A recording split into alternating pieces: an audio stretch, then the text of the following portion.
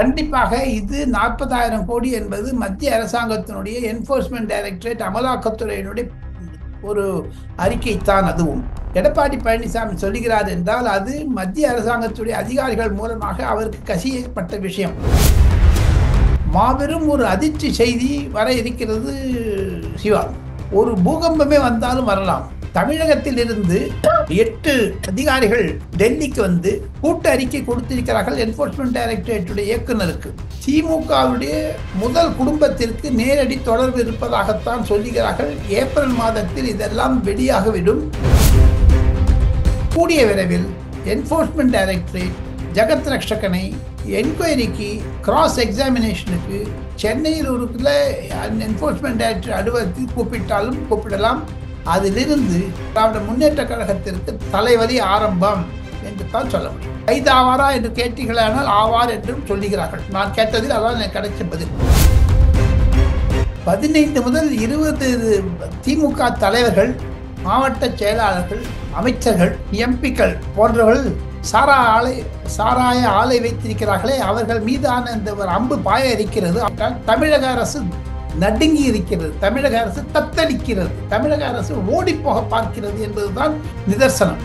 காரணம், செந்தில் பாலாஜி கழுத்தில் பாம்பு சுத்தி கொண்டு விட்டது. எப்படி கல்லா பகண்டியாடி இந்தியில சொல்லுவாங்களா, அந்த மாதிரி.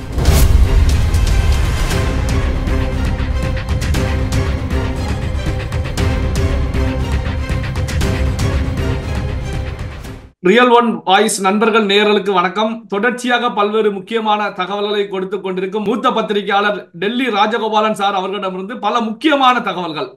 தமிழ்நாட்டில் இடி நடத்தப்பட்ட ரைடு, இதன் மூலமாக யார் யாரெல்லாம் கைதாக போறாங்க, தமிழக அரசாங்கத்தின் மூலமாக முன்வைக்கப்பட்டிருக்கக்கூடிய தமிழக பட்ஜெட், இது போன்ற முக்கியமான தகவல்கள் குறித்து கேட்டு தெரிந்து கொள்வோம். வணக்கம் சார்.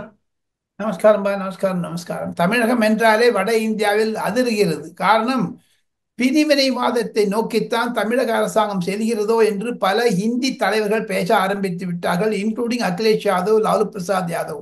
ஏன் ஹிந்தியை ஸ்டாலின் சீண்டுகிறார் என்று அகிலேஷ் யாதவும் மம்தா பானர்ஜி உட்பட பலர் கேட்கிறார்கள். இதன் மூலமாக ஒன்று நிச்சயம், தமிழகத்தில் இருக்கக்கூடிய நிலைமையை பற்றி, அந்த ரூபாயை மாற்றினார்களே அந்த சைனை, பல இந்தி பத்திரிகைகள் எதிர்கருத்துக்களை தெரிவித்து ஆலோசனை இல்லாமல் கண்டனம் தெரிவித்து இருக்கிறார்கள் என்பதுதான் முக்கியம். பல ஆங்கில பத்திரிகைகள், பல ஹிந்தி, தெலுங்கு, கன்னடம், மலையாளம், ஒடியா பத்திரிகைகள் கூட தமிழக அரசாங்கத்தினுடைய பட்ஜெட்டை பற்றியும் பிரிவினைவாதத்தை பற்றித்தான் என நிர்மலா சீதாராமன் ஒரு அறிக்கை கொடுத்ததனால் ட்விட்டரில் அதைத்தான் அனைவரும் ஏற்றுக்கொண்டிருக்கிறார்கள்.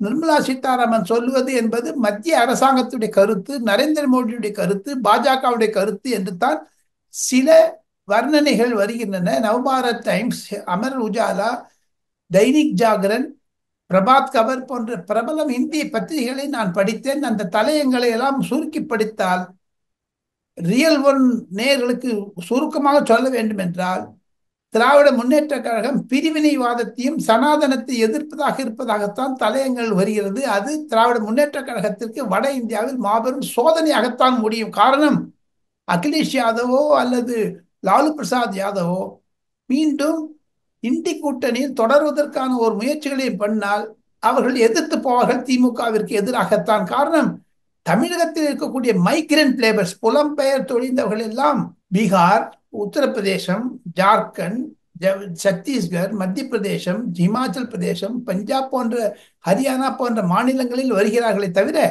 அவர்களெல்லாம் பகத்தி கொள்ள வேண்டிய அளவிற்கு ஏன் திராவிட முன்னேற்ற கழகம் இது எவ்வளவு மும்முரமாக மூச்சு திணற மாதிரி அடிக்கிறாங்கன்னு தெரியல. என்ன தலையங்கத்தில் வந்திருக்குங்க. இதெல்லாம் வச்சு பார்த்தா திமுகவிற்கு சோதனை காலம். இதே திராவிட முன்னேற்ற கழகம் 2024 பொது தேர்தலுக்கு முன்னதாக அனைத்து ஹிந்தி பத்திரிகைகளும் ஹிந்தியில் விளம்பரம் கொடுத்தார்களே, அதை பற்றி என்ன கேட்கிறார்கள்? அப்பொழுது ஒரு பிரதமராகிவிட வேண்டும் என்ற ஒரு எண்ணம், சொப்பனம், கனவு மு.க. ஸ்டாலினுக்கு இருந்ததா? 3வது முறையாக நரேந்திர மோடி வந்த திராவிட முன்னேற்ற கழகத்தினுடைய முகத்தில் கரி பூசிய பிறகு இப்பொழுது இந்தியா எதிர்க்கிறார்கள் என்று தான் வர்ணனை சொல்லுகிறார்கள் வட இந்திய பத்திரிகைகளில். சார், நேற்று தமிழக சட்டமன்றம் கூட்டத்தொடர் துவங்கியது, பட்ஜெட் தாக்கல் செய்யப்பட்டது. இந்த நிலையில அதிமுக புறக்கணிப்பு செய்திருந்தாங்க. அவங்க முன்வைத்தது என்ன அப்படின்னா, இந்த இடி ரைடுல 1000 கோடி ரூபாய் வரைக்கும் முறைகேடு நடைபெற்றிருக்கிறது அப்படின்னு சொல்லி இடி தெரிவிச்சிருந்தாங்க. இந்த அடிப்படையில் எடப்பாடி பழனிசாமி அவர்களை பொறுத்த வரைக்கும் சுமார் 40,000 கோடி ரூபாய் வரைக்கும் அங்கு முறைகேடு ஊழல் நடந்திருப்பதாக நான் சந்தேகப்படுகிறேன் அப்படின்னு சொல்லி தெரிவிச்சிருக்காங்க, வெளிநடப்பு செய்திருக்காங்க. இதை எப்படி சார் பாக்குறீங்க? கண்டிப்பாக இது 40,000 கோடி என்பது மத்திய அரசாங்கத்தினுடைய என்போர்ஸ்மெண்ட் டைரக்டரேட் அமலாக்கத்துறையினுடைய ஒரு அறிக்கைத்தான். அதுவும் எடப்பாடி பழனிசாமி சொல்லுகிறார் என்றால் அது மத்திய அரசாங்கத்துடைய அதிகாரிகள் மூலமாக அவருக்கு கசியப்பட்ட விஷயம். இருப்பினும் தமிழக சட்டமன்றம் ஆரம்பிப்பதற்கு முன்னதாக வேண்டுமென்றே என்போர்ஸ்மெண்ட் டைரக்டரேட் ரெய்டு நடத்தினாங்க ஜெகத் ரக்ஷகன் மீது, டிஆர் பாலு ஃபேக்டரி மீது எல்லாம் சொல்லுகிறார்களே, கனிமொழி ஃபேக்டரி மீது எல்லாம். அது உண்மையாக இருந்தாலும் 22ஆம் தேதி அனைத்து கட்சி கூட்டத்தை சென்னையில் கூட்டியிருக்கக்கூடிய திராவிட முன்னேற்ற கழகத்தின் அந்த டீலிமிட்டேஷனை பற்றி அப்பொழுது மாபெரும் ஒரு அதிர்ச்சி செய்தி வர இருக்கிறது. சிவா, ஒரு பூகம்பமே வந்தாலும் வரலாம். தமிழகத்தில் இருந்து 8 அதிகாரிகள் டெல்லிக்கு வந்து கூட்ட அறிக்கை கொடுத்திருக்கிறார்கள் என்போர்ஸ்மெண்ட் டைரக்டரேட்டுடைய இயக்குநருக்கு.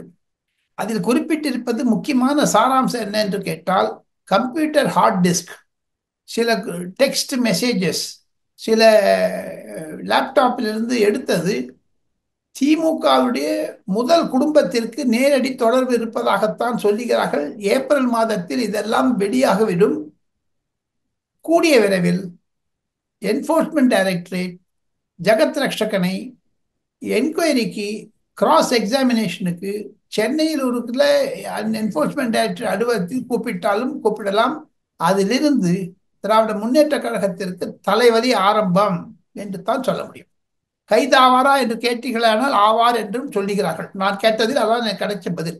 சார், இப்படியான நிலையில தான் தமிழக பாஜக தலைவர் அண்ணாமலை அவர்களை பொறுத்த வரைக்கும் 40% மதுபானங்களை பாத்தீங்கன்னா கணக்குல வராமல் விற்பனை செய்யப்பட்டிருக்கிறது. இதுல வந்து முறைகேடுகள்ல வந்து இந்த கம்பெனிகளுடைய ஓனர்கள் ஈடுபட்டார்கள், அந்த நிறுவனங்கள் ஈடுபட்டது அப்படிங்கிறத தாண்டி இதுல வந்து அரசியல் தலையீடும் இருக்கிறது. இப்படியான ஒரு சூழ்நிலையில் தான் தமிழகத்தில் இருக்கக்கூடிய 5000 டாஸ்மாக் கடைகள் முன்பாக தொடர் போராட்டம் வரக்கூடிய வாரத்தில் நடைபெறும் அப்படின்னு சொல்லி அனௌன்ஸ் பண்ணியிருக்காங்க.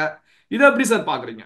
எதிர்கட்சி என்ற முறையில் அண்ணாமலை செய்வதை வரவேற்கத்தக்கது. இருப்பினும் அண்ணாமலை ஒரு ஐபிஎஸ் ஆபீசராக இருந்ததால் அவருக்கு விஷயம் தெரிந்திருக்கும். மத்திய அரசாங்கத்தினுடைய அணுகுமுறை வேறு விதமாக இருக்கிறது. குறைந்தது 15 முதல் 20 திமுக தலைவர்கள், மாவட்ட செயலாளர்கள், அமைச்சர்கள், எம்பிக்கள் போன்றவர்கள் சாராய ஆலை வைத்திருக்கிறார்களே, அவர்கள் மீதான இந்த ஒரு அம்பு பாய இருக்கிறது. அப்பொழுதுதான் அண்ணாமலை சொல்வது உண்மையாக வரும். என்றாலும் டெல்லியில் பரபரப்புடன் பேசப்படுவது என்ன என்று கேட்டால், திராவிட முன்னேற்ற கழகம் சாராய முன்னேற்ற கழகம் ஆகிவிட்டது என்பதைத்தான் வெளிப்படுத்துகிறது. சிவா, சார், இந்த டாஸ்மாக் கடைகளை முற்றுகையிட்டு அண்ணாமலை அவர்கள் நடத்தக்கூடிய போராட்டத்தை பொறுத்த வரைக்கும் அந்த துறையுடைய மதுபான துறையுடைய அமைச்சர் செந்தில் பாலாஜி பதவி நீக்கப்படும் வரை இந்த போராட்டம் தொடரும் அப்படிங்கிற அறிவிப்பையும் முன் வச்சிருக்காங்க. திமுக செந்தில் பாலாஜியை அமைச்சர் பதவியிலிருந்து தூக்குமா சார்? தூக்குவதற்கான வாய்ப்புகள் இருக்கிறதா சார்? சுப்ரீம் கோர்ட் அந்த கேஸை ரீஓபன் பண்ணாங்கனாலே அவர் பதவி போக இருக்கு, மீண்டும் ஜெயிலுக்கு போவார். 2-3 கேஸ் நிலுவையில் இருக்கிறது. தாங்கள் குறிப்பிட்ட கேஸ் வந்து டாஸ்மாகை பற்றி, அதற்கு இன்னும் கேஸ் ரிஜிஸ்டர் பண்ணல. இன்னொரு கேஸ் இருக்குது. டிரான்ஸ்போர்ட் மினிஸ்டர் இருந்தபோது பலருக்கு பணம் வாங்கி கொண்டு வியாபாரம் செய்து வேலை வாங்கி தரேன் என்று போய் சொல்லி கொடுத்த கேஸ். அந்த கேஸில் தான் சுப்ரீம் கோர்ட் கேட்டிருக்காங்க, ஏன் இவர் மந்திரியா தொடர்றாருன்னு. தமிழக மனுஷன் மொழி பிதுங்கி திணறாங்க மு.க. ஸ்டாலின் அரசு என்று தான் சுப்ரீம் கோர்ட்டினுடைய வர்ணனையை புரிந்து கொள்ள முடிகிறது. சோ ஆக மொத்தம் 3 கேஸில் ஏதாவது ஒரு கேஸ்ல அவர் ஜெயிலுக்கு போவது நிச்சயங்கள். சார், இப்போ இந்த மாதம் 6, 7, 8ஆம் தேதி வாக்குல இடி ரைடை பொறுத்த வரைக்கும் 25க்கும் மேற்பட்ட இடங்கள்ல டாஸ்மாக் குறித்து ரைடு நடைபெற்றது. இப்படியான ரைடு முடிந்த உடனே தமிழ்நாட்டில் இருக்கக்கூடிய ஒரு பார்க் ஹோட்டல்ல இந்த மதுபான ஆலைகளுடைய ஓனர்கள் எல்லாமே ஒரு ரகசிய மீட்டிங் போட்டு பேசியிருந்தாங்க. இந்த மீட்டிங்ல செந்தில் பாலாஜியும் சில நிமிடங்கள் அங்க வந்து கலந்துக்கிட்டாங்க. அதாவது என்னென்ன ஆதாரங்கள் எல்லாம் இடி கைப்பற்றி இருக்காங்க, எப்படி இடியுடைய ரைடு இருந்தது அப்படின்னு சொல்லி பேசப்பட்டதாக ஒரு சில செய்திகள் வெளியாகிட்டு இருக்கு. இந்த பேச்சு ரகசியமாக நடக்கும் போது அதே பார்க் ஹோட்டல்ல இடி அதிகாரிகளும் தங்கி இருந்தாங்க. சோ இதை மோப்பம் பிடிச்சாங்க அப்படின்னு சொல்லி செய்திகளும் வெளிவருகிறது. இதை எப்படி சார் பாக்குறீங்க? உண்மைதான், உண்மைதான்.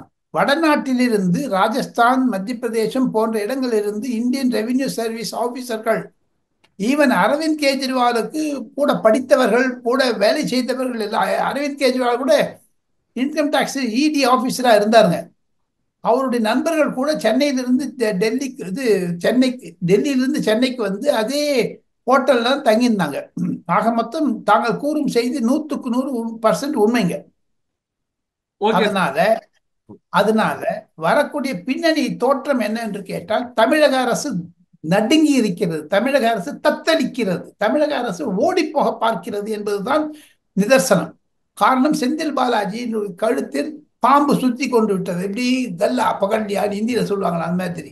சார், இதே மதுபான ஊழல் வழக்குல தான் டெல்லியில வந்து அரவிந்த் கெஜ்ரிவால் அவர்கள் முதல்வராக இருக்கும் போதே கைது செய்யப்பட்டாங்க. முதல்வர் பதவி பறிபோனது, சிறை சென்று வெளியே வந்தாங்க.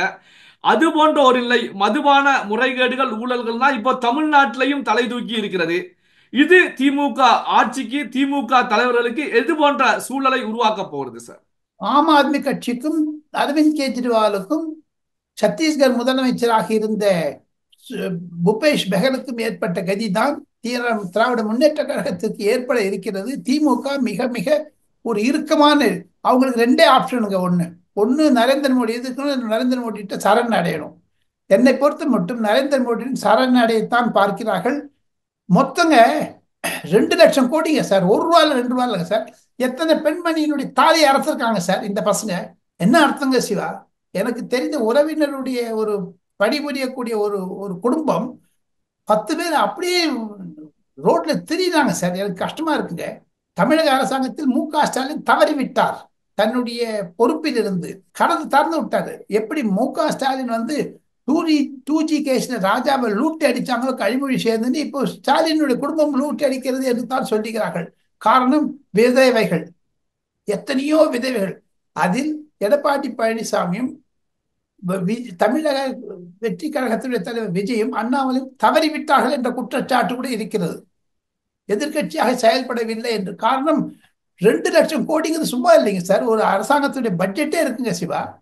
அவ்வளோ அடிச்சிருக்காங்கன்னு எங்க சார் அந்த பணம் போகுதுங்க? அந்த பணம் அதுக்காக இந்த வருஷ கடைசியில பார்த்துட்டே இருங்க, செப்டம்பருக்குள்ள கண்டிப்பாக பல முக்கிய புள்ளிகள், திராவிட முன்னேற்ற கழக புள்ளிகள் கைது செய்யப்படுவது நிச்சயம். பல்வேறு முக்கியமான தகவல்களை நம்முடைய வாசகருடன் பகிர்ந்து கொண்டதற்கு நன்றி சார்.